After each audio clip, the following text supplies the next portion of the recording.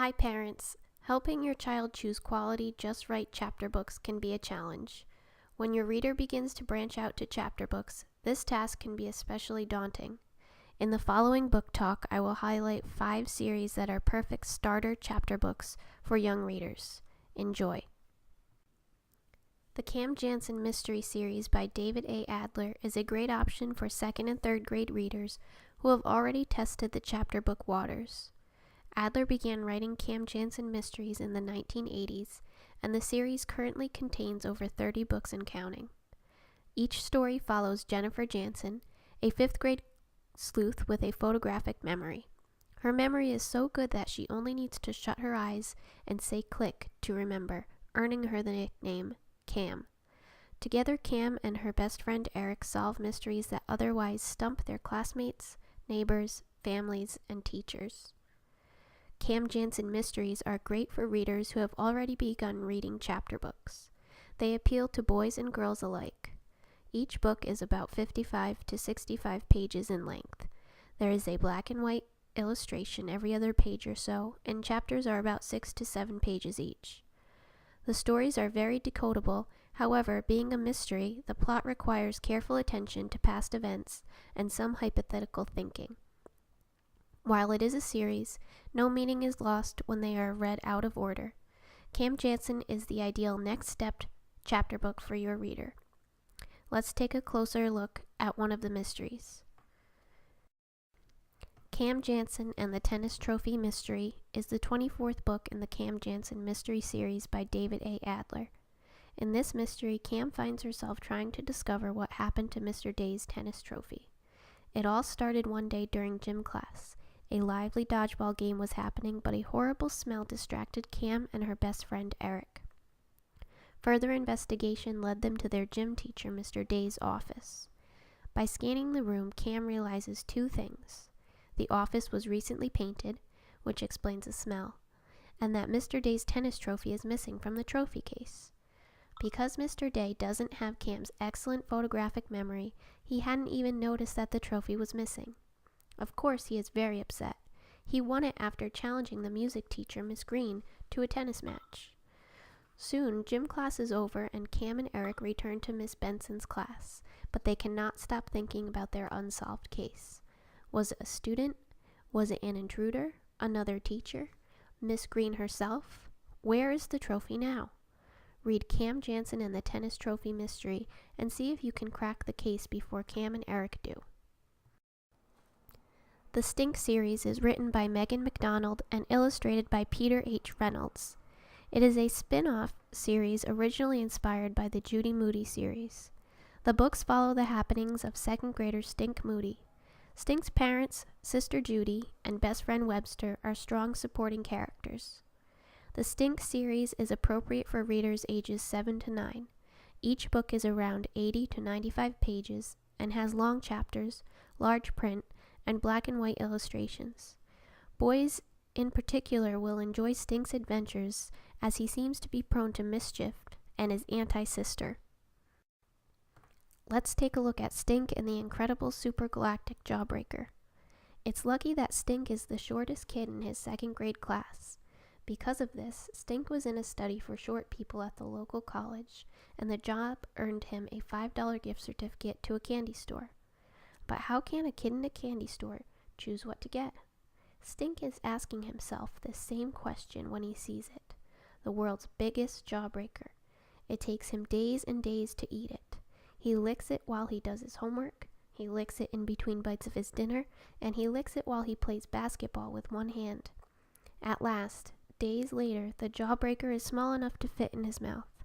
When it is finally gone, Stink is disappointed that the jawbreaker did not actually break his jaw. That's what it was supposed to do. It's lucky that Stink recently learned how to write a proper letter in the 2nd grade. He is so disappointed with his non-jawbreaker that he decides to write a letter of complaint to the candy's manufacturer. After writing the letter, Stink feels a little bit better. A couple days later, Stink receives a large 10-pound package. Thinking it is a treat from his grandmother, Stink is surprised to learn it is from the candy company. they have sent him 21,280 jawbreakers to make up for his disappointment. Stink can hardly believe he was sent free stuff just for writing a letter. This gives him an idea. Stink begins sending his complaints to various organizations that have let him down.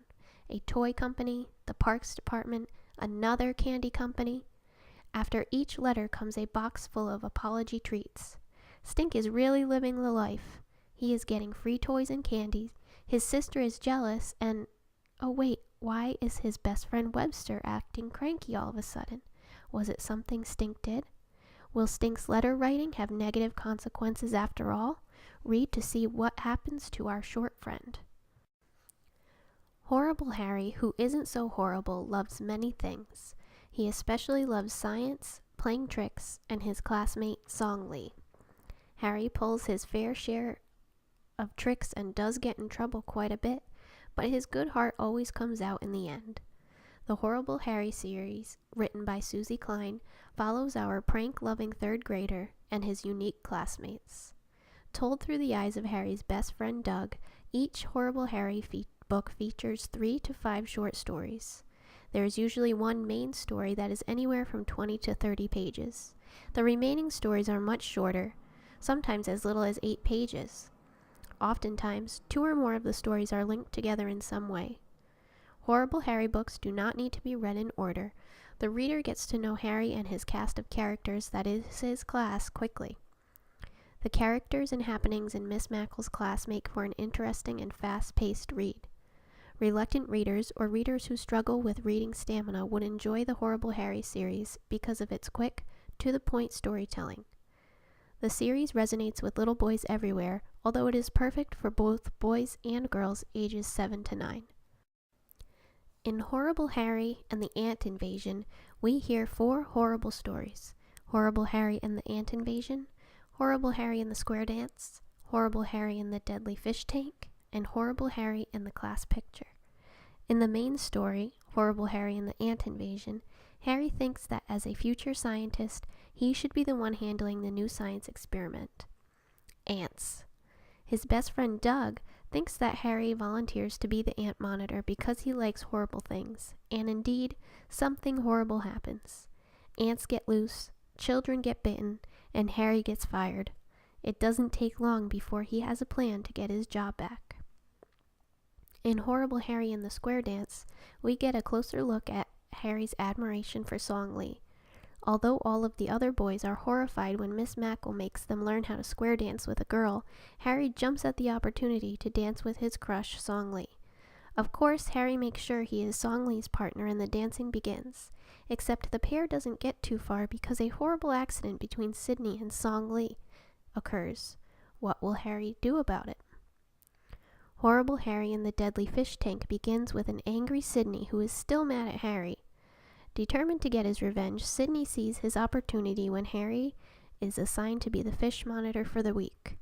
Of course, something horrible happens, but will anyone believe Harry when he says he is not to blame? Finally, it's picture day and not everyone is quite ready in Horrible Harry in the class picture. Sydney's hair is a mess as usual, and Miss Mackle's hair is redder than usual. Luckily, Harry is wearing a suit and tie. He knows he is ready for picture day. Pick up a copy of Horrible Harry and the Ant Invasion to find out who else is ready for picture day and who is not. Haven't you ever wanted a time-traveling treehouse? Probably not, but after reading the Magic Treehouse series by Mary Pope Osborne, you will. These beginning chapter books follow siblings Jack and Annie through time-traveling tales and harrowing adventures. The books are decodable, full of fun facts, and fast-paced, ideal for the reader who is ready to give chapter books a try. The stories are roughly 65 to 80 pages in length. Chapters run about 5 to 10 pages, but there are big, sweeping, black and white illustrations at least once a chapter, making it a more manageable page load. Jack and Annie's adventures are so fun that these books are a favorite for all ages. Read them with your kindergartner or first grader, then let them enjoy them on their own when they are ready. Readers will return to Jack and Annie again and again throughout their elementary years. Both boys and girls absolutely adore these adventures. There are over 50 books in the series, and it's still going strong. At least one new title release is released each year. Ideally, a reader would enjoy these books in order, but important information is summarized at the beginning of each new tale, so reading in order is not absolutely necessary. Let's discuss the very first Magic Treehouse adventure. In Dinosaurs Before Dark, 8.5-year-old Jack and his 7-year-old sister Annie are playing in the woods near their house in Frog Creek, Pennsylvania. It was getting dark, almost time to go home. That's when Annie discovers something magnificent. There, high in an ordinary tree, was a treehouse. Neither Jack nor Annie had ever seen the treehouse before, and they play in the woods all the time. A rope ladder dangled from the treehouse that was tucked among the highest branches. Brave and impulsive Annie begins to climb up before Jack can convince her that it might not be a good idea. To Jack and Annie's surprise, the treehouse is filled with books. Unable to resist, Jack flips through a book about dinosaurs. He mutters a simple line about wanting to see a real dinosaur, and that's when the treehouse starts to spin and shake. After only a few moments, it is clear that they are no longer in the Frog Creek woods. They are still in the treehouse, but outside is a prehistoric world. In fact, it looks just like the pictures in the dinosaur book Jack is holding. Jack and Annie know they have just entered the Cretaceous period. But why are they there, and how can they get back home?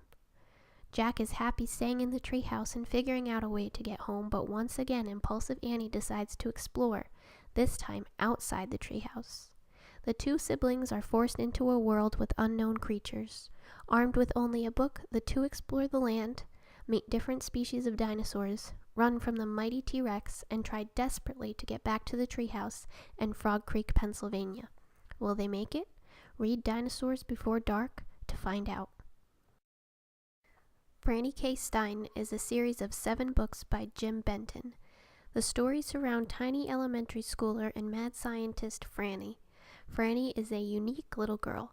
Some of her closest friends are bats, and she is constantly experimenting and inventing in her favorite place, her bedroom. She hardly ever wants to leave the fabulous doom and gloom of her room. However, she does because she needs to go to school, eat, and use the bathroom after all. Franny K. Stein books appeal to children ages 6 to 10.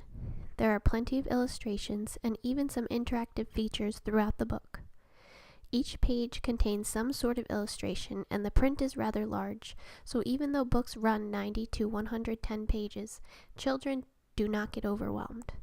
Because the series is about an experimenting mad scientist, some of the vocabulary could be difficult for early readers. Read them in order with your kindergartner and first grader for maximum enjoyment.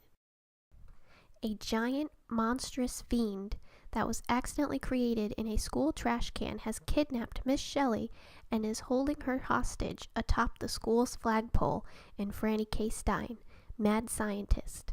Lunch Walks Among Us. The students are positively frightened. No one knows what to do. If only they knew there was a mad scientist among them. Franny K. Stein, elementary schooler, is a mad scientist. None of her classmates know it.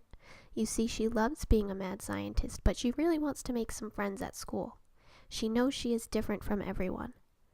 She plays with bats at recess, just not the kind you hit a ball with. She plays with dolls like the other girls, except she redesigned hers to ooze goo and chop off the heads of other dolls.